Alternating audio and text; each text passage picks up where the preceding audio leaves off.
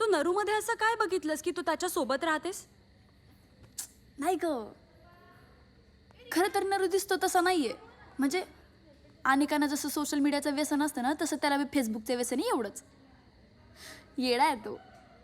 आणि त्यात मदन भोंडव्यांचा पोरगा म्हणल्यावर सतत चर्चेत राहणं आलंच. पण नरू असा एकमेव पोरगा आहे ज्याला माझं सर्वस्व द्यायला तयार आहे. त्याने काही डिमांड केलं तरी केळी खाणार कोणी?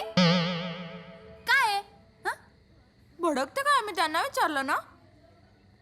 चल. डोक्यावर नाही, डोळ्यावर पडली. केळी खाणार? इव नको, मला ठेवून दे. शी बाबा कोणीच ऐक ना, हा हे मुलांच्या बेटिंगचं काय प्रकरण आहे ग? हत्तेरी.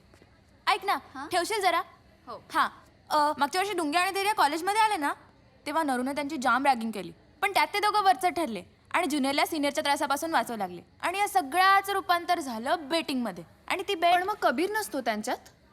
हा, कबीर नसतो का त्यांच्यात? तो आधी होता, आता नाही येत. तर ती बेट आवडायला लागलाय वाटतं मला काय या उगाच. चल आवड.